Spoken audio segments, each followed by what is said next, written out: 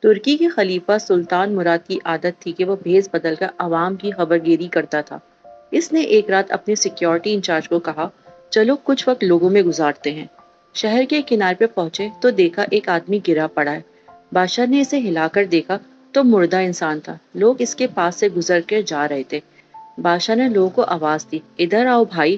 لوگ جمع ہو گئے اور وہ بادشاہ کو پہچان نہ سکے۔ پوچھا کیا بات ہے؟ بادشاہ نے کہا آدمی مرا پڑا ہے، اس کو کسی نے کیوں نہیں اٹھایا؟ کون ہے یہ اور اس کے گھر والے کہاں ہیں؟ لوگوں نے کہا یہ بہت برا اور گناہگار انسان ہے۔ تو سلطان مراد نے کہا کیا یہ امتی محمدیہ میں سے نہیں ہے؟ چلو اس کو اٹھائیں اور اس کے گھر لے چلیں۔ لوگوں نے میت گھر پہنچا دی۔ اس کی بیوی نے خاوند کی لاش دیکھی تو رونے لگی۔ لوگ چلے گئے۔ بادشاہ اور اس کا سیکیورٹی انچارج وہی عورت کا رونا سنتے رہے۔ وہ کہہ رہی تھی، میں گواہی دیتی ہوں بے شک تو اللہ کا ولی ہے اور نیک لوگوں میں سے ہے۔ سلطان مراد بڑا متعجب ہوا۔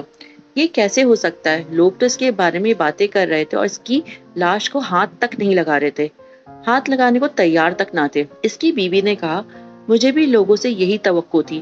اصل حقیقت یہ ہے کہ میرا خاوند ہر روز شراب خانے جاتا، جتنی ہو سکے شراب خریدتا اور گھر لا کر گڑھے میں بہا دیتا اور کہتا کہ چلو کچھ تو گناہوں کا بوجھ مسلمانوں سے ہلکا ہوا۔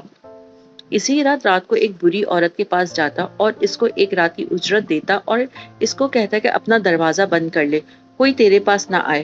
گھر آ کر کہتا الحمدللہ آج اس عورت کا اور نوجوان مسلمانوں کے گناہوں کا میں نے کچھ بوجھ ہلکا کر دیا ہے۔ لوگ اس کو ان جگہوں پر آتا جاتا دیکھتے تھے۔ میں اسے کہتی تھی کہ یاد رکھ جس دن تو مر گیا لوگوں نے تجھے غسل دینا ہے، نہ تیری نماز پڑھنی اور نہ تجھے دفنانا ہے۔ وہ مسکرا دیتا اور مجھ سے کہتا کہ گھبرا مت، تو دیکھے گی کہ میرا جنازہ وقت بادشاہ، علماء اور اولیاء پڑھیں گے۔ یہ سن کر بادشاہ رو پڑا اور کہنے لگا میں سلطان مراد ہوں، کل ہم اس کو غسل دیں گے، ہم اس کی نماز جنازہ بھی پڑھائیں گے اور اس کی تدفین بھی ہم کروائیں گے۔ چنانچہ اس کا جنازہ بادشاہ، علماء، اولیاء اور کثیر عوام نے پڑھا۔ آج ہم بظاہر کچھ دیکھ کر یا محض دوستوں سے سن کر اہم فیصلے کر بیٹھے